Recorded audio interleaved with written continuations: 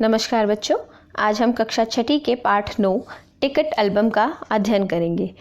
पाठ को शुरू करने से पहले थोड़ी सी बात करते हैं हम पाठ पर।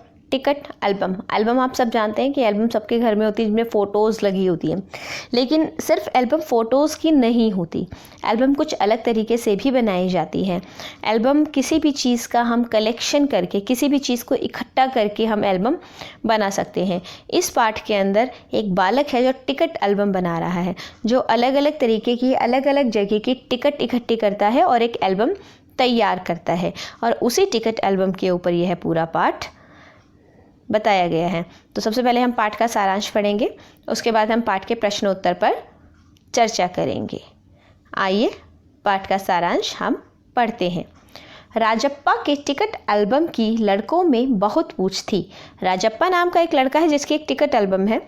उसके जो स्कूल में सभी लड़के उसके टिकट एल्बम को बहुत पूछते थे, मतलब बहुत अच्छी थी टिकट एल्बम, सब उसकी तारीफ़ करते थे। राजप्पा ने बड़ी मेहनत से सारे टिकट इकट्ठे किए थे। देखिए, आसान नहीं है अलग अलग जगह से अलग अलग टिकट इकट्ठे करने, लेकिन राजप्पा ने मेहनत की और अलग अलग जगह के टिकट इकट्ठे किए। वह मीलों पैदल चलकर किसी दोस्त के घर जाता और 2 टिकट देकर बदले में एक पूरा टिकट ले आता, अर्थात वो दूसरों से टिकट एक्सचेंज भी करता था अच्छा कलेक्शन करने के लिए। सबको अलग अलग आदत होती है, कोई किसी चीज़ की कलेक्शन करता है, कोई किसी चीज़ की। आपने देखा होगा कुछ लोग कॉइन्स का कलेक्शन करते हैं, सिक्कों का, कुछ लोग फ़ोटोज़ का कलेक्शन करते हैं, कुछ लोग ऐतिहासिक इमारतों का कलेक्शन करते हैं। तो सबकी अलग अलग चॉइस होती है। यहाँ जो राजप्पा था वो टिकट की एल्बम बनाता था। आगे देखिए, स्कूल में उसका एल्बम सबसे बड़ा था। उसके एल्बम को देखकर सब तरसते रहते, पर अब कोई उसके एल्बम की बात नहीं करता। सब उसे फिसड्डी कहते हैं, क्योंकि नागराजन के मामा ने सिंगापुर से उसके लिए एक बहुत सुंदर एल्बम भिजवा दिया था। सब उसे देखने के लिए नागराजन को घेरे रहते।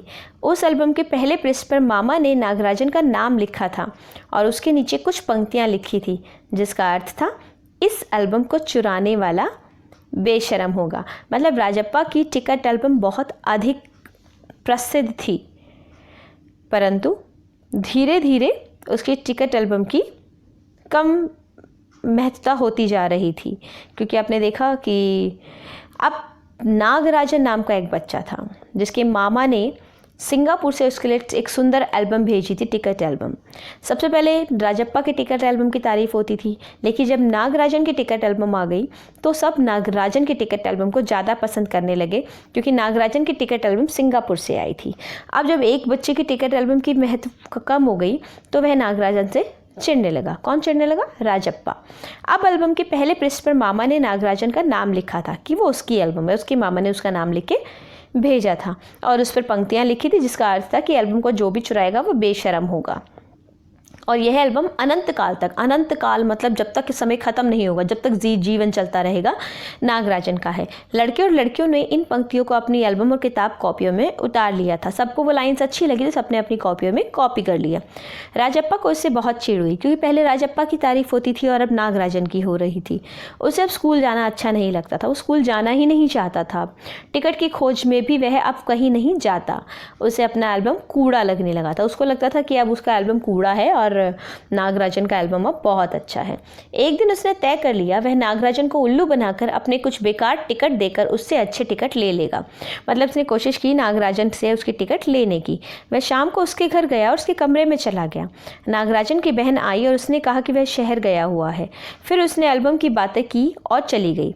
राजप्पा वहाँ बैठे किताबें देख रहा था, तभी उसने दराज पर ताला पड़ा देखा। चाबी ढूंढकर उसने ताले को खोला। देखिए उसने क्या किया, नागराजन वहाँ पर नहीं है, उसकी बहन भी कमरे में नहीं है। उसने पीछे से ताले को खोला और एल्बम रखा हुआ था। उसने पृष्ठ पर लिखी पंक्तियाँ उसने पढ़ी, उसका दिल धड़कने लगा। उसने इस एल्बम को निकाला और उसके पहले पृष्ठ पे जो पंक्तियाँ लिखी थी कि जिसने ये चुराया होगा वह बेशरम होगा, उसने वो निकाला और उसे देखकर उसका दिल धड़कने लगा, क्योंकि वो गलत काम कर रहा था। उसने एल्बम को कमीज के नीचे खौंस लिया मतलब अपने कमीज के नीचे दबा लिया और घर की ओर भागा। वो एल्बम लेके भाग गया। किसकी एल्बम लेके? नागराजन की। वहाँ जाकर उसने एल्बम छिपा दिया।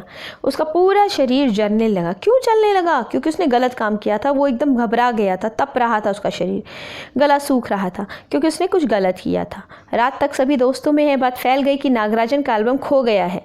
राजप्पा से रात में खाया नहीं गया। क्योंकि उसने चोरी की थी। उसे नींद भी नहीं आ रही थी। अगले दिन अप्पू ने उससे पूछा कि नागराजन की बहन बता रही थी कि तुम उसके कमरे में गए थे। राजप्पा घबरा गया। उसको लगा कि उसकी चोरी पकड़ी गई। अप्पू ने कहा, नागराजन के पिता डीएसपी के दफ्तर में काम करते हैं, पुलिस वाले के दफ्तर में काम करते हैं, पकड़वा देंगे। वो और घबरा गया। यह शायद पुलिस को खबर करे। नागराजन कल रात से रो रहा था क्योंकि वो डरा हुआ था। नागराजन की एल्बम चोरी हो गई थी, इसलिए वह रो रहा था। अप्पू के जाने के बाद किसी ने दरवाज़ा खटखटाया। राजप्पा डर गया। उसे लगा पुलिस है। वह एल्बम लेकर ऊपर भागा। अब उसे और डर लग रहा था। उसे लग रहा था कहीं पुलिस उसे पकड़ने ना आ जाए। उसने सोचा अगर पुलिस तलाशी लेगी तो वह पकड़ा जाएगा। उसने बाथरूम में घुसकर दरवाज़ा बंद कर लिया और जलती अंगीठी में एल्बम डाल दिया। उसे लगा कि अगर वह एल्बम के साथ पकड़ा गया तो उसका क्या होगा, पूरा चोरी का इल्ज़ाम उस पर आ जाएगा। तो उसने उस एल्बम को जला दिया। उसकी आंखों से आंसू निकल आए। कितने प्यारे टिकट थे। तभी अम्मा ने आवाज़ दी, नागराजन आया है। राजप्पा उसके पास गया तो नागराजन अपने एल्बम खोने की बात बताकर रोने लगा। राजप्पा झट से उठा क्योंकि राजप्पा को कहीं ना कहीं गिल्टी फील कर रहा था। पछतावा था उसके मन में कि मैंने क्या किया। उसने अपना एल्बम उठाकर नागराजन को दे दिया और कहा, इसे रख लो। नागराजन को यकीन नहीं हुआ कि वो ऐसे कैसे कर सकता है राजप्पा उसके साथ। वो अपनी एल्बम कैसे दे सकता है उसको। लेकिन राजप्पा बार बार भरे गले से अपनी बात दोहरा रहा था। उसे नागराजन को ज़बरदस्ती अपना एल्बम दिया और फूट फूट कर रोने लगा। नागराजन कुछ समझ नहीं सका और एल्बम लेकर नीचे उतर गया। नागराजन को समझ नहीं आ रहा था कि राजप्पा ऐसे क्यों कर रहा है। वो एल्बम लेकर नीचे उतरा। पीछे पीछे राजप्पा भी आया। उसने नागराजन को रोकते हुए कहा, एल्बम दे दो, मैं रात भर इसे देखना चाहता हूँ, कल सुबह दे जाऊँगा। क्योंकि राजप्पा ने भी बहुत मेहनत करके उस टिकट एल्बम को बनाया था, तो इसीलिए उसे बहुत दुख हो रहा था अपनी टिकट एल्बम देते हुए। लेकिन अपने पछतावे के तौर पर उसने वो टिकट एल्बम नागराजन को देना सही समझा। तो उसने कहा, मैं पूरी रात देखूंगा, कल सुबह तुम्हें दे दूंगा। नागराजन ने एल्बम लौटा दी। राजप्पा ऊपर गया, दरवाज़ा बंद किया और एल्बम को छाती से लगाकर रो पड़ा।